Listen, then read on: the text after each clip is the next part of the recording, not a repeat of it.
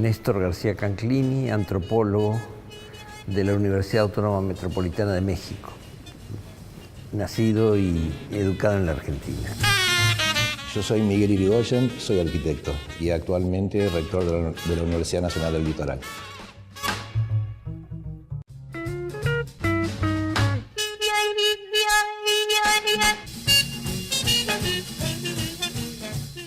Bueno, ¿cómo le va, doctor? Bien, muy bien, contento de estar en Santa Fe. Y nosotros, es un honor realmente tenerlo aquí.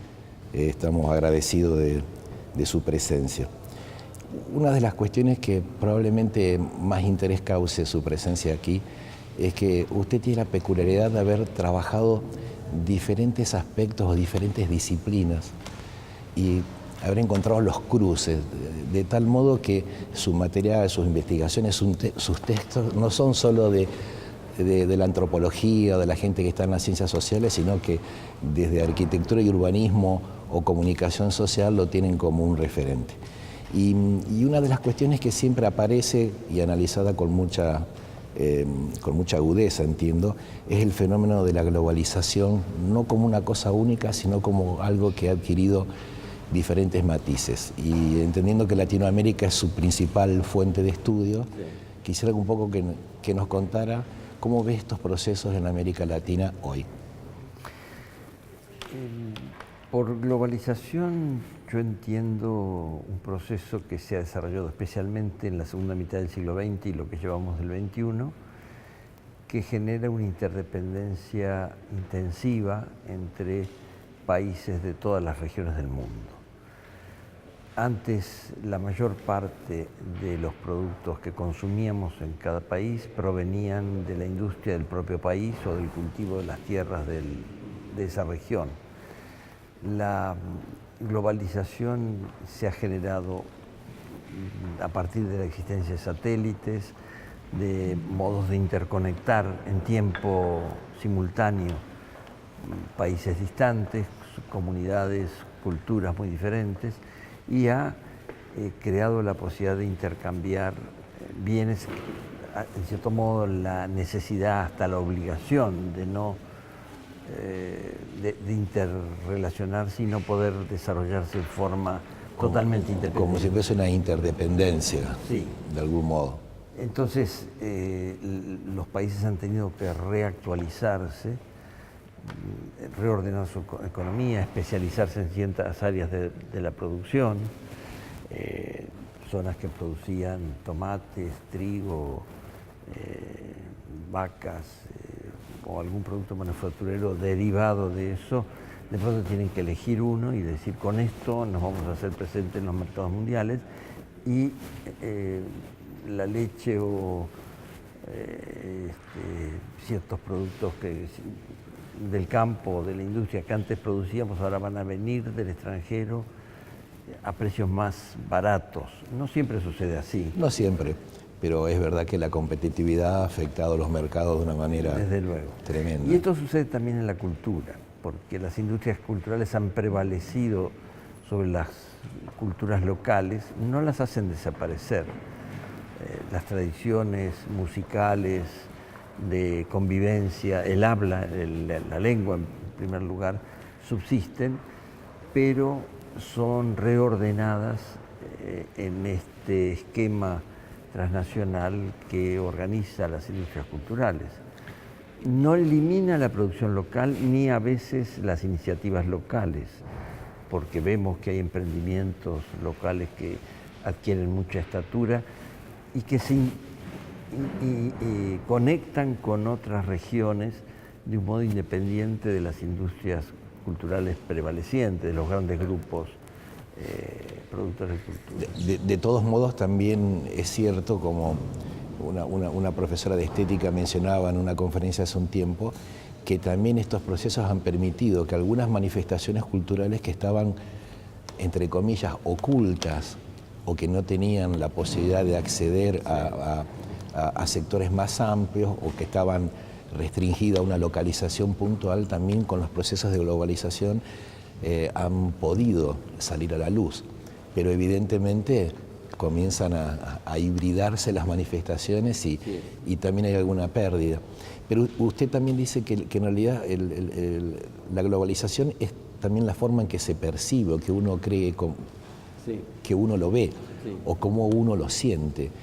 Y ahí el latinoamericano, particularmente en México. Yo escribí un libro sobre globalización que se llama La globalización imaginada, porque no solo analizo los procesos duros, económicos, migratorios, físicamente identificables, sino los imaginarios con los que concebimos la globalización. Y no es la misma globalización la que imagina un gerente de una compañía transnacional, un artista que quiere exponer en Nueva York o Londres o Hong Kong, que también ahí se abrió el horizonte, o un estudiante que circula entre varios países, que estudia en Argentina, la licenciatura va a ser el posgrado a México, a Brasil o a Alemania, y se imaginan la interacción con los otros, con otras lenguas, otras costumbres, de manera totalmente diferente.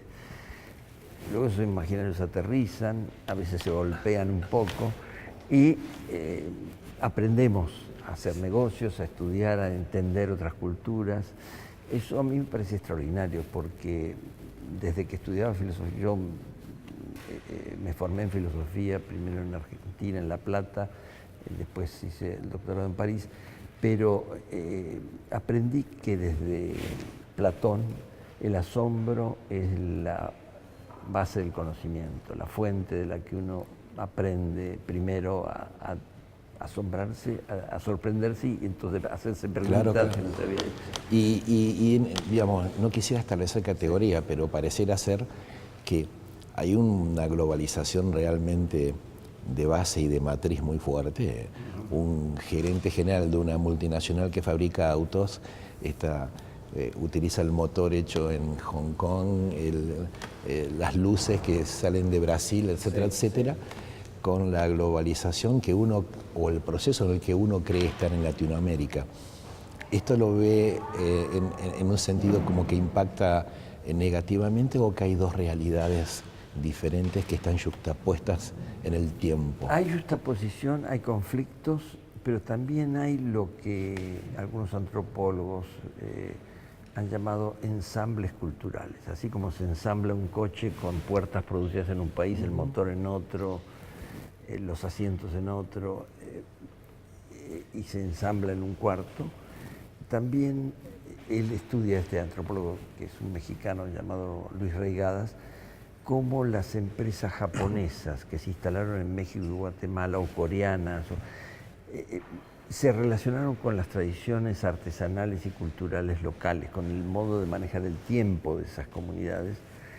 No atropellaron simplemente. En los procesos culturales, en realidad esto no es nuevo, porque, por ejemplo, los españoles en América también hibridaron sus manifestaciones artísticas y en la arquitectura, yo que soy arquitecto. Construyeron templos de arriba de los aztecas. De los sí, ¿no? Y se han dado cosas llamativas, o que hay mucha más obra moderna, la moderna de los años 30 y 40 en Latinoamérica que en Europa. Sí.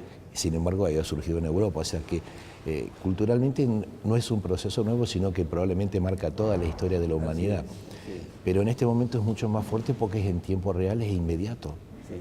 ¿No? La simultaneidad, la coincidencia temporal es un componente decisivo. El otro que diferencia la globalización, por ejemplo, del colonialismo o el imperialismo, es que en la época colonial o imperial era una capital que se apropiaba del territorio de otra, por ejemplo Londres o Madrid, y controlaban el territorio en el caso del colonialismo, o controlaban la economía o la subordinaban en el caso del imperialismo. Ahora tenemos relaciones globales con la economía, con esas economías tradicionales que nos colonizaron, de las que nos independizamos, y con la economía china, japonesa, a veces de Sudáfrica. Sí, de cualquier país. Y aprendemos cómo se diseña arquitectura en Guatemala y de pronto nos parece interesante para pensar nuestras tradiciones. Sí, es como que lo que en algún momento, en casi toda la historia, fueron procesos lentos porque había que asimilarlo, ¿no? Y tardaban 10, 20 años en informar. Asimilar una cultura, hoy es inmediato y nuestros jóvenes, nuestros estudiantes, usted le menciona a un autor en su clase e inmediatamente sale, lo busca en el Google, lo tiene, lee su biografía, bueno, es una herramienta muy potente.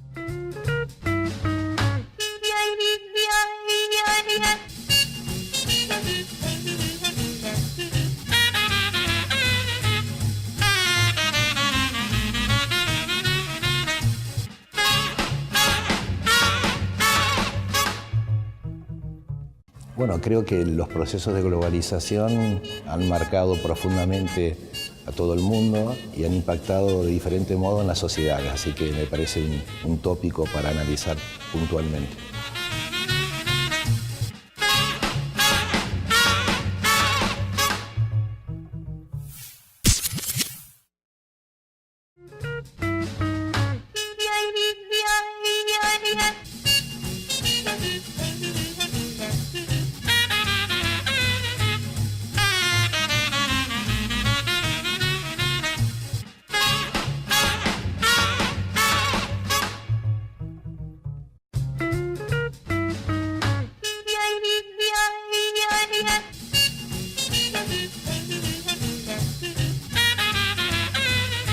El mundo se ha reorganizado con una interdependencia intensa entre todos los continentes, casi todos los países.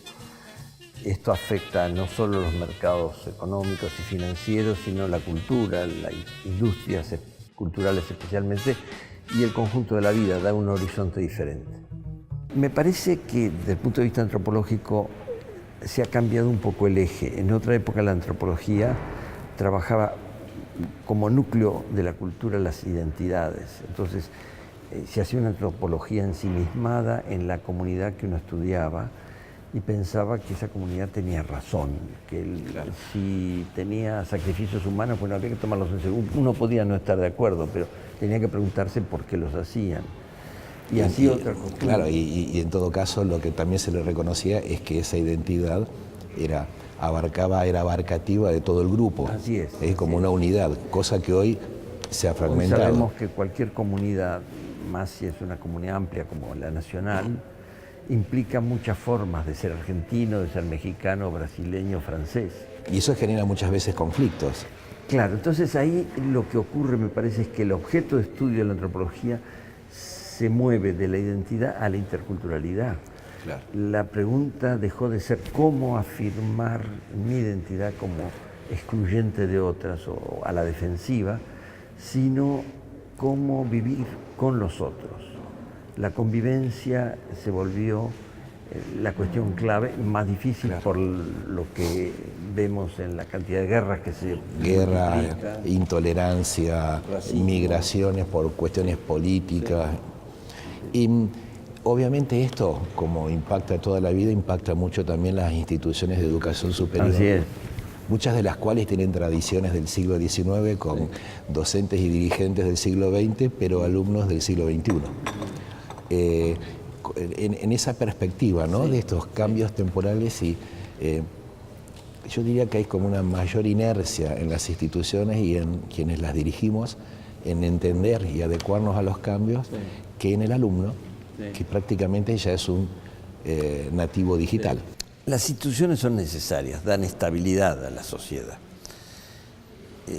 Y los estudiantes están 4 o 6 años en la universidad, después vienen otros estudiantes y es importante que haya profesores que atiendan a varias generaciones, que haya autoridades que se reemplacen democráticamente.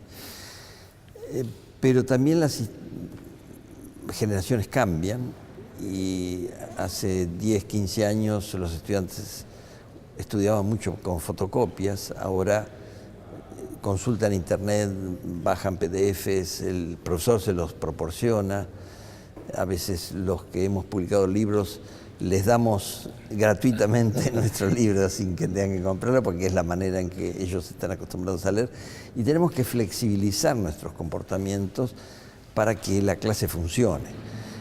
Esto tiene que ver también con la autoridad. En otro tiempo imaginábamos la educación como la transmisión de conocimientos ya establecidos.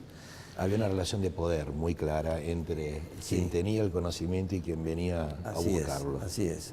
Hoy sabemos que los paradigmas cambian, son reemplazados por otros, que los profesores nos equivocamos, que los alumnos obtienen por otras vías que el profesor desconoce información que puede contribuir al desarrollo de la clase, que puede contrastarse con lo que el profesor ya conoce.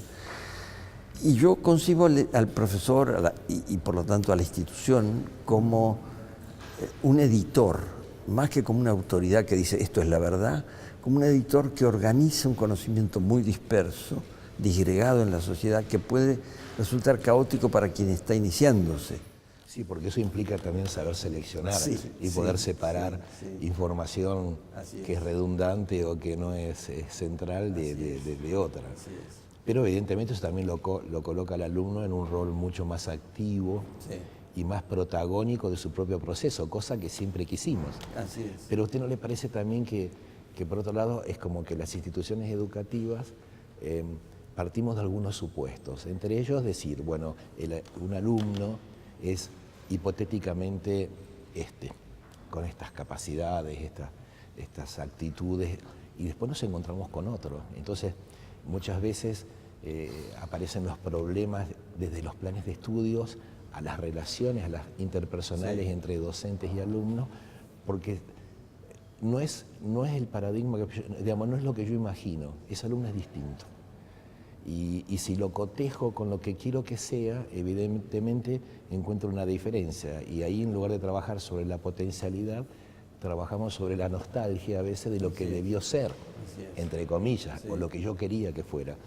Usted que hoy va a tocar el tema de los jóvenes, ¿cómo ve en la universidad? ¿Cómo entiende que se está dando este proceso también de renovaciones generacionales? Porque buena parte de las universidades, sus titulares o los principales profesores pertenecen a otro momento de la historia y se formaron totalmente de otro modo. Así es. ¿Entiende que allí existe un conflicto? Existe conflicto, pero algo que he aprendido de la antropología es que ante discrepancias en los modelos de conocimiento o de saberes, hay que preguntarse por qué existen esas discrepancias, qué tipo de experiencia ha generado ese saber. Ayer recorrí aquí el río con un lanchero que era muy experto y que sabía hasta el nombre de pájaros y plantas que yo nunca había oído siendo argentino. Y evidentemente era un saber que él había adquirido en la circulación diaria con su lancha por el Paraná. Yo creo que cuando me asombro de por qué los alumnos, por ejemplo, leen en forma tan discontinua, menos libros completos o casi ninguno, pero saben mucho de otras fuentes, tengo que preguntarme cómo estamos conociendo. Y ahí reconozco de pronto que a mí también me pasa, porque me acuerdo que yo he leído muchos libros sin acabarlos, y no porque no me gustaran, sino porque el libro me disparaba a Google a buscar información sobre ese autor y me encontraba con una conferencia que había dado después de escribir ese libro y quería saber qué había pensado más tarde. Como las ventanas que se van abriendo. Entonces, ¿por qué no? Sí, y también uno podría pensar que en realidad ocurrió en la historia, porque no sé bien, en este momento no tengo el dato preciso, pero hace mucho leí una frase que estaba descontextualizada, pero hablaba de los jóvenes, del problema de la rebeldía, y en realidad era una frase escrita en el siglo de oro de Pericles, ¿no? O sea, el problema de la confrontación generacional entre quien tiene el saber y quien quiere aprender, pareciera ser que es tan largo como la historia. Y volviendo a esto de la globalización y las fusiones o contrastes entre culturas, también hay una referencia antigua que me gusta citar. Hasta donde sabemos, la primera vez que apareció la palabra hibridación fue por Plinio el Viejo, en el primer siglo de la era cristiana, por la llegada de migrantes al lugar donde él vivía y las mezclas de culturas. Claro. Hoy esto es mucho más intenso, frecuente. Y más rápido. Sí, y nos acelera la exigencia de reubicación en el mundo. Aunque no nos adaptemos, aunque sigamos viendo con distancia ciertos modos, por ejemplo, de tratar a las mujeres en otras culturas islámicas, bueno, tratar de entender por qué sucede, ¿no? Y cómo relacionarnos con eso para poder convivir. De todos modos, no deja de ser un capítulo más en la historia humana, Sí, con otros tiempos, con otros, sí. como dijo usted, con fenómenos simultáneos, pero también creo que esa confrontación entre generacional que se da en los ámbitos educativos no deja de ser también un motor para que la propia institución funcione. Si todos pensáramos lo mismo, sería muy aburrido ir a la universidad. Así es. Hoy el mundo es mucho más entretenido. Y creo que tiene que ver con otra de las tareas nuevas que tiene la universidad. Yo decía, la universidad como editora de los saberes que ya están en la sociedad, que tienen la posibilidad de renovarse, de modificarse, de interactuar con otros, pero también la necesidad de que la universidad contribuya a razonar los conocimientos y la convivencia social.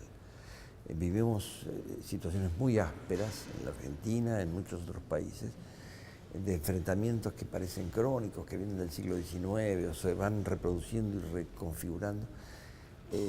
Y la universidad puede ser este lugar, no del razonamiento que elimina las pasiones, sino que las organiza para poder convivir. Una especie de encuentro, de aprender a convivir en la diferencia. Que bueno, que es al menos uno de los postulados históricos de la Universidad Argentina, ¿no? Sí. Encontrar en este lugar, poder dialogar, como este programa, desde diferentes puntos de vista. Sí. Quizás sea el desafío de la sociedad contemporánea, porque como usted dijo, está áspera. Sí. Y pareciera ser que algunas cosas se exacerban con mucha rapidez, ¿no? De forma vehemente, y es preocupante. En una perspectiva de futuro, de ahí quizás que haya tantas miradas pesimistas sobre el porvenir. Y usted en ese sentido, ¿cómo lo ve? A mí me parece que ni el pesimismo ni el optimismo son productivos para el conocimiento. A veces tienen que ver más con estados de ánimo de las personas o de la sociedad.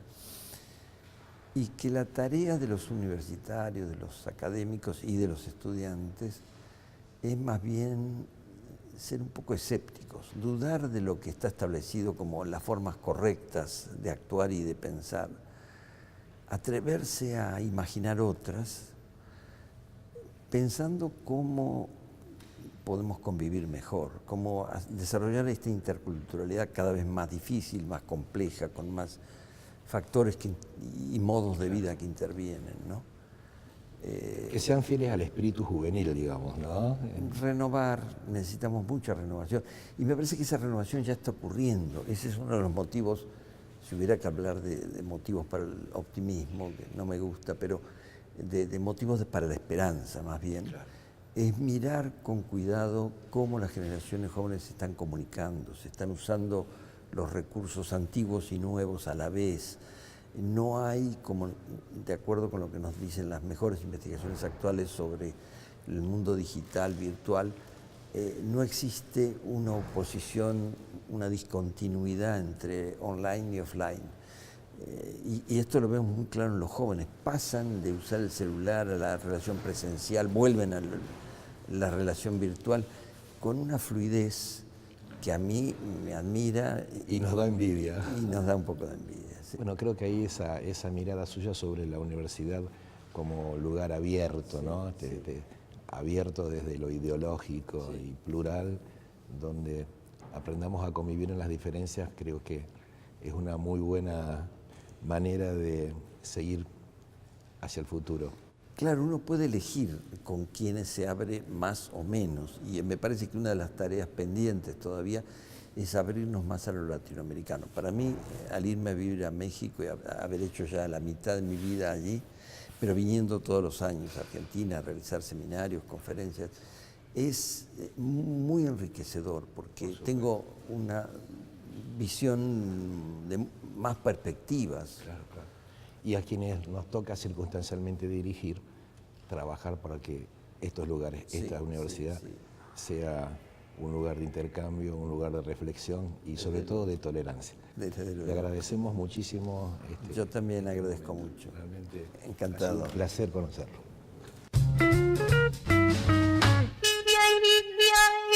Yeah.